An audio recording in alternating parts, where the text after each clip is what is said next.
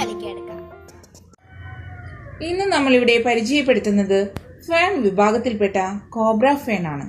ഇതിന്റെ botanical name അസ്പ്ലേനിയം നാഡസ് എന്നാണ്.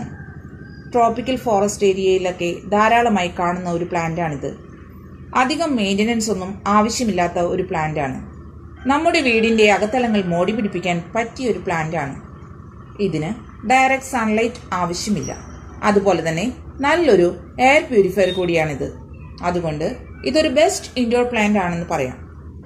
നല്ല നീളമുള്ള ഗ്രീനിഷ് കേളി ലീവ്സ് ആണ് ഇതിന്റെ ഒരു പെക്യുലിയാരിറ്റി. ഈ ലീവ്സ് തന്നെയാണ് ഈ പ്ലാന്റിനെ കൂടുതൽ സുന്ദരിയാക്കുന്നത്. മച്യൂർഡായ പ്ലാന്റിന്റെ ലീവ്സിന് 20 മുതൽ 60 ഇഞ്ച് വരെ നീളവും 8 ഇഞ്ച് വീതിയും ഉണ്ടാകും.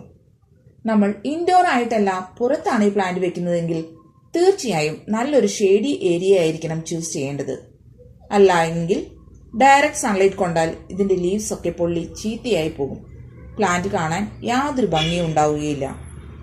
വെള്ളം കെട്ടിക്കിടക്കാത്ത തരത്തിലായിരിക്കണം ഇതിന്റെ പോട്ടി മിക്സ് തയ്യാറാക്കാൻ. അതിനായി കുറച്ച് cocopeat, perlite, compost, garden soil ഇവയെല്ലാം കൂടി നന്നായി മിക്സ് ചെയ്തതിലേക്ക് നമുക്ക് ഈ പ്ലാന്റിനെ നടാവുന്നതാണ്. നല്ല നനവ് ഇഷ്ടപ്പെടുന്ന ഒരു പ്ലാന്റ് ആണിത്. അധികം വളർച്ചയെത്താത്ത തൈകൾക്ക് മാസത്തിലൊരിക്കൽ ലിക്വിഡ് ഫെർട്ടിലൈസേഴ്സ് കൊടുക്കാവുന്നതാണ്. കൂട്ടത്തിൽ കുറച്ച് എപ്സം സാൾട്ട് അഥവാ മഗ്നീഷ്യം സൾഫേറ്റും ആഡ് ചെയ്യുന്നത് നല്ലതാണ്. മച്യൂർഡായ പ്ലാന്റിന് 5-6 മന്ത്സ് കൂടുമ്പോൾ ഫെർട്ടിലൈസേഴ്സ് കൊടുത്താൽ മതിയാകും. ഇതിന്റെ പ്രൊപ്പഗേഷനെ പറ്റി പറയുകയാണെങ്കിൽ മച്യൂർഡായ പ്ലാന്റ്സിന്റെ ലീവ്സിന്റെ അടിയിൽ സ്പോർസ് ഉണ്ടാകും. അത് കാറ്റത്തൊക്കെ പറന്നു വീണ് പുതിയ തൈകൾ ഉണ്ടാവും. നമ്മുടെ ഈ പ്ലാന്റിന് ഇതുവരെ സ്പോർസ് ഒന്നും വന്നിട്ടില്ല, മച്യൂർഡ് ആയിട്ടില്ല.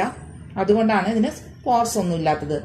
ഇത് കാറ്റത്ത് കുറച്ച് അധികം ഡിസ്റ്റൻസിലേക്കൊക്കെ പറന്ന് വീണാണ് തൈകൾ ഉണ്ടാവുന്നത്.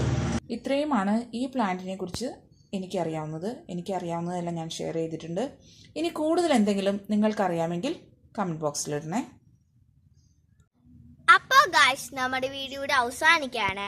അപ്പോൾ അടുത്ത വീഡിയോ വരുന്നത് ബൈ ബൈ. പിന്നെ എപ്പോഴും പറയുന്നത് പോലെ ഈ വീഡിയോ ഇഷ്ടമായെങ്കിൽ ലൈക്ക് ചെയ്യണം, ഷെയർ ചെയ്യണം. വല്ല ഡൗട്ട്സ് ഒക്കെ ഉണ്ടെങ്കിൽ കമന്റ് ബോക്സിൽ നിങ്ങൾക്ക് ഇടാവുന്നതാണ്. പിന്നെ ഈ ചാനൽ ആദ്യമായി കാണുന്നവർ സബ്സ്ക്രൈബ് ചെയ്യണം. കൂടെയുള്ള ബെല്ലൈക്കണിൽ ക്ലിക്ക് ചെയ്യുമ്പോൾ ഓൾ എന്ന ഓപ്ഷനിൽ ക്ലിക്ക് ചെയ്യുകയാണെങ്കിൽ ഞാനിനി ഇടുന്ന വീഡിയോസിന് അപ്പം തന്നെ നോട്ടിഫിക്കേഷൻ കിട്ടുകയും അപ്പം തന്നെ നിങ്ങൾക്ക് കാണാൻ സാധിക്കും. Bye bye.